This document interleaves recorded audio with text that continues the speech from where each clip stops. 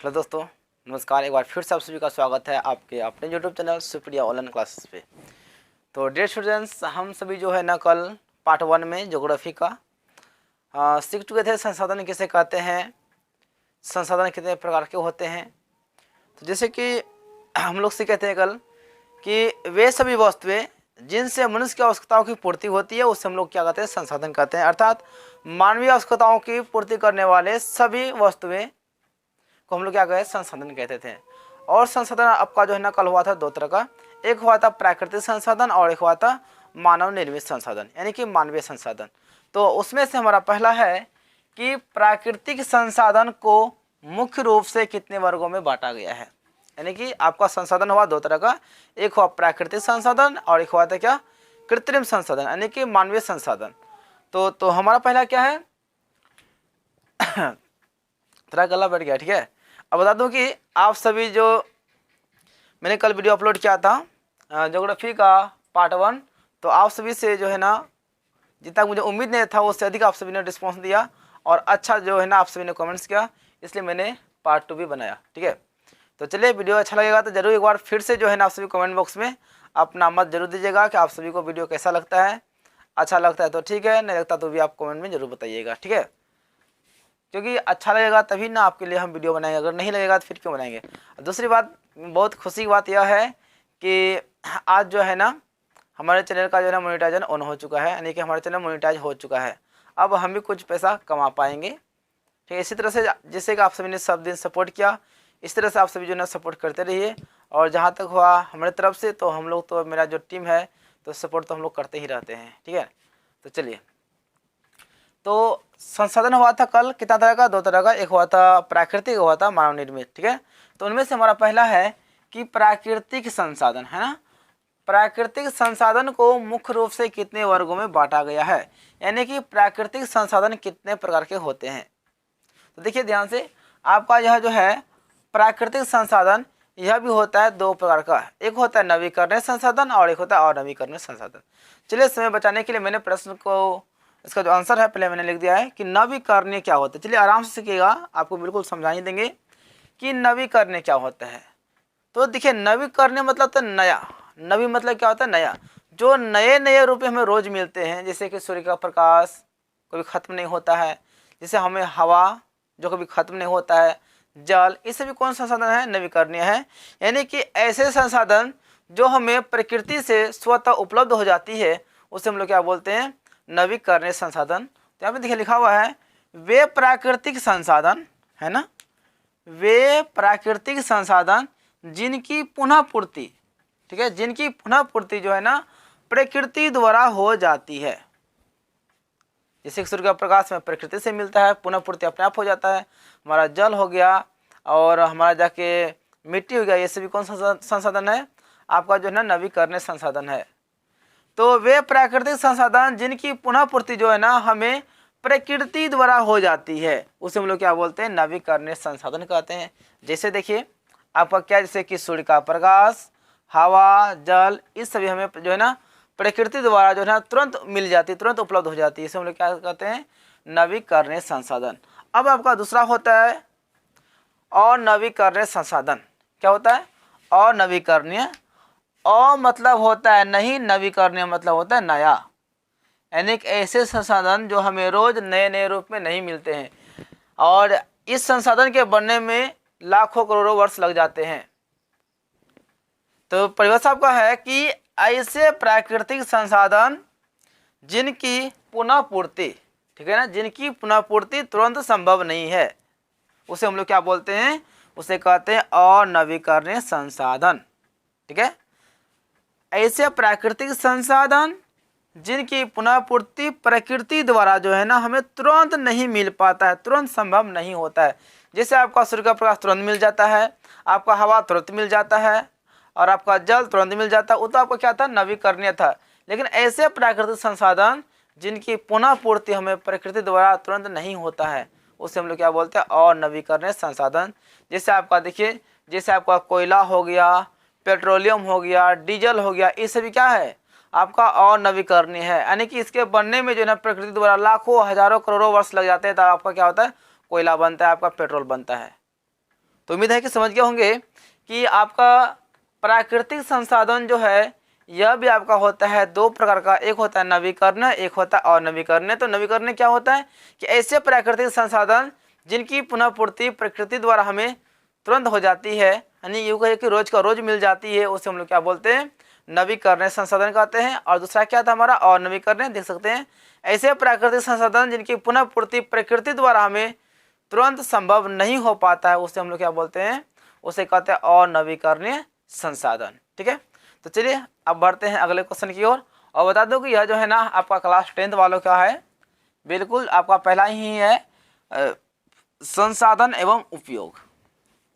ठीक है, और अगर आप सभी को वीडियो अच्छा लगेगा तो सभी लोग वीडियो को शेयर भी जरूर कीजिएगा। ठीक है, तो अगला प्रश्न की ओर चलते हैं और देखते हैं कि क्या है। चलिए अगला क्वेश्चन आपका है, बिल्कुल संसाधन को जो है बिल्कुल A to Z पढ़ लेना है, आपका दिमाग में एक भी क्वेश्चन नहीं आना चाहिए। ठीक है, पूरा परिभाषा होने के बाद जो है ना आपको एक ढांचे से मतलब एक फिगर बनाकर आपको बता देंगे कि संसाधन कितने तरह के होते हैं, कैसे होते हैं। ठीक है ना, तो चलिए फिलहाल में इसको देखते हैं कि उत्पत्ति के आधार पर, किसके आधार पर, उत्पत्ति के आधार पर संसाधन कितने प्रकार के होते हैं, और उसके बारे में हम लोग क्या कर रहे हैं, वर्णन भी करना है। सवाल क्या है, उत्पत्ति के आधार पर संसाधनों को कितने वर्गों में बांटा गया है, और उसका क्या करना है, जो वर्ग है कितने वर्गों में बांटा गया है उसके बारे में अगर हम लोग को वर्णन भी करना है। ठीक है, तो चलिए, तो उत्पत्ति के आधार पर जो है ना संसाधनों को दो वर्गों में बांटा गया है। तो पहला आपका है जैव संसाधन। जैव, जैव का मतलब होता है जीवित, यानी कि ऐसे संसाधन जो कि सजीव होते हैं, जैसे मनुष्य हो गया, पशु पक्षी हो गया, पेड़ पौधे हो गए, ये सभी हमारा कौन है, आपका जो है ना जैव संसाधन है। यानी कि ऐसे संसाधन जो कि सजीव होते हैं, यानी कि लिविंग होते हैं, उसे हम लोग क्या बोलते हैं, जैव संसाधन कहते हैं। लिखा हुआ है ऐसे संसाधन जो सजीव होते हैं उन्हें हम लोग क्या कहते हैं, जैव संसाधन कहते हैं। ठीक है, क्या कहा जाता है उसे, उन्हें हम लोग जो है ना जैव संसाधन कहते हैं। जैसे आपका मनुष्य, ये तो जीवित है। आपका वनस्पति, वनस्पति मतलब क्या हुआ, पेड़ पौधे, ये भी हमारे क्या जीवित हैं। पशु पक्षी, पशु हो गया, पक्षी हो गया, ये सभी क्या है, हमारा जीवित संसाधन है, यानी कि जैव संसाधन है। यानी कि ऐसे संसाधन जो कि जीवित होते हैं, जो कि सजीव होते हैं, उसे कहते हैं हम लोग कौन संसाधन, जैव संसाधन कहते हैं। ठीक है, क्लियर है। तो चलिए अब अगला जो आपका आता है वह आपका होता है अजैव संसाधन। तो देखिए जैव का मतलब होता है जीवित, और अजैव मतलब होता है नहीं, अजैव का मतलब अजीवित, यानी कि जो जीवित नहीं हो, अर्थात ऐसे संसाधन जो सजीव नहीं होते हैं उसे हम लोग क्या बोलते हैं, अजैव संसाधन कहते हैं। हाँ दोस्तों, बता दूं कि यह जो परिभाषा है ना बिल्कुल आपका किताब में नहीं मिलेगा। ठीक है ना, आप किताब से मिला लीजिएगा। कि सोचते होंगे सर आप किताब से लिखते हैं, बिल्कुल किताब से नहीं लिखते हैं। ठीक है ना, जो मुझे गुरुजी ने ज्ञान दिया है ऐसा नहीं याद नहीं है, बिल्कुल याद है, बट क्या है, समय बचाने के लिए हम लिख देते हैं। ठीक है ना, अगर फिर भी आपके मन में कोई डाउट है तो आप कमेंट बॉक्स आपके लिए खाली रहता है, तो आप कमेंट बॉक्स में ज़रूर अपना राय लिखिएगा कि सर परिभाषा थोड़ा और अच्छा कीजिए, या फिर अगर आप चाहते हैं कि एक प्रश्न पे 2-3 को परिभाषा हो तो आपके लिए वो भी उपलब्ध हो जाएगा। ठीक है ना, लेकिन हाँ अगर आप सभी तैयार रहेंगे तो, क्योंकि आपका सहमति ही मेरे लिए सब चीज़ है। तो अजैव संसाधन, यानी कि ऐसे संसाधन जो सजीव नहीं होते हैं उसे कहते हैं हम लोग अजैव संसाधन। आप इसको इस तरह से भी बोल सकते हैं कि ऐसे संसाधन जो कि निर्जीव होते हैं उसे कहते हैं अजैव संसाधन, यानी कि नॉन लिविंग। जैसे आपका मिट्टी, आपका तो क्या सजीव तो है नहीं, आपका धातु भी तो सजीव नहीं है, आपका खनिज ये भी क्या है, सजीव नहीं है। यानी ऐसे संसाधन जो कि सजीव नहीं होते हैं उसे हम लोग क्या बोलते हैं, अजैव संसाधन कहते हैं। फिर से ध्यान से सुनिएगा। ठीक है, अब देखिए ध्यान से, जैव संसाधन का फिर से, जैव का मतलब होता है जीवित, यानी ऐसे संसाधन जो सजीव होते हैं उसे हम लोग क्या कहते हैं, जैव संसाधन। जैसे मनुष्य हो गया, पशु पक्षी हो गया, आपका जानवर हो गया, ये सभी क्या है, वनस्पति हो गया, यानी पेड़ पौधे हो गए, ये सभी क्या आपका सजीव है। अर्थात ऐसे संसाधन जो कि सजीव होते हैं उसे हम लोग क्या बोलते हैं, जैव संसाधन कहते हैं। दूसरा क्या था, अजैव संसाधन, यानी ऐसे संसाधन जो कि सजीव नहीं होते, वे क्या होते हैं, निर्जीव होते हैं, उसे हम लोग क्या बोलते हैं, अजैव संसाधन कहते हैं। ठीक, क्लियर है? तो उम्मीद है कि समझ गया होंगे। तो चलिए, हमारे पास तो टाइम बहुत कम रहता है, लेकिन कल हमने एक वीडियो बनाया था पार्ट 1, ये तो मेरा पार्ट 2 है ना, पार्ट 1 बनाए थे ज्योग्राफी का, और आप सभी का कमेंट बहुत अच्छा कमेंट्स आया था, इतना अच्छा आया था कि क्या बताएं। ठीक है ना?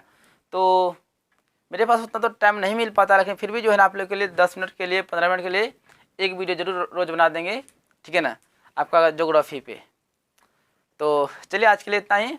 और आप सभी को अच्छा लगेगा तो वीडियो को जरूर शेयर कीजिएगा। अगर चैनल पर पहली बार आ रहे हैं तो चैनल को सब्सक्राइब जरूर कर दीजिएगा। और चलिए, रोज़ का रोज़ आपको होमवर्क मिलता है, तो 5 क्वेश्चन कल भी आपको दिए थे और आप सभी आंसर भी किए थे। तो बहुत अच्छा लगता है जब आप सभी जो है ना होमवर्क को कवर करते हैं, तो मुझे बहुत अच्छा लगता है। तो चलिए, आज भी आपको कितना क्वेश्चन देंगे, हम 5 क्वेश्चन देंगे HW के लिए, मतलब होमवर्क के लिए। और आप सभी कमेंट बॉक्स में उसका आंसर जरूर कीजिएगा, अगर आपको आता है तो ठीक है ना, तो कोई दिक्कत नहीं है। तो दोस्तों, तो लीजिए आपका होमवर्क। तो जैसा कि आप सभी ने कल का होमवर्क बहुत अच्छी तरह से किए थे, उम्मीद है कि आज का भी होमवर्क आप सभी बहुत अच्छी तरह से करेंगे। तो आपका होमवर्क पहला है, डेली आपको 5 प्रश्न मिलेगा, बिल्कुल ठीक है ना, आपको डेली 5 प्रश्न मिलेगा होमवर्क के रूप में। और मैं देखना चाहूँगा कि आप कितने लोग जो ऐसे हैं जो कि केवल 5 प्रश्न का आंसर हमारे कमेंट बॉक्स में दे सकते हैं। क्योंकि अगर आप अच्छे विद्यार्थी हैं तो मुझे उम्मीद है कि आप सभी इसका आंसर दे सकते हैं। अगर आता है तो ठीक है, लिखिए, अगर नहीं आता है तो कोई दिक्कत नहीं, बोलिए सर इसका आंसर आप बता दीजिएगा, या फिर व्हाट्सएप ग्रुप में भेज दीजिएगा, या फिर कमेंट बॉक्स में ही बता दीजिए कि किसका कौन सा आंसर होगा, हम बता देंगे। अगर आता है तो आंसर दीजिए, नहीं आता तो बोल दीजिए सर हमको नहीं आता है, या फिर इसका आंसर बता दीजिए कि इसका हमको आंसर नहीं आता है, आपका समस्या का समाधान हो जाएगा। तो पहला क्वेश्चन है कि विद्युत धारिता का मात्रक क्या होता है, मतलब ऐसे मात्रक क्या होगा। दूसरा क्वेश्चन आपका है, विशिष्ट प्रतिरोध का SI मात्रक क्या होता है। क्वेश्चन नंबर 3 है, स्त्रियों में अंडाशय की संख्या कितनी होती है। 3 है, भारत में पहाड़ों से भरी भूमि का कितना प्रतिशत है। और प्रश्न संख्या 5 है, भूकंप का मापन किसके द्वारा होता है, यानी कि भूकंप मापने वाले यंत्र का नाम क्या है। ठीक है, उम्मीद करूंगा कि आप सभी को वीडियो अच्छा लगा होगा, और अच्छा लगा होगा तो वीडियो को लाइक जरूर कीजिएगा, और चैनल पर पहली बार आए हुए होंगे तो चैनल को सब्सक्राइब जरूर कर दीजिएगा। और आपको वीडियो कैसा लगा आप सभी जो है ना अपना राय अपना कमेंट बॉक्स में जरूर बताइएगा। तब तक के लिए जय हिंद, वंदे मातरम, मिलते हैं कल। Best of luck, bye bye, all the best.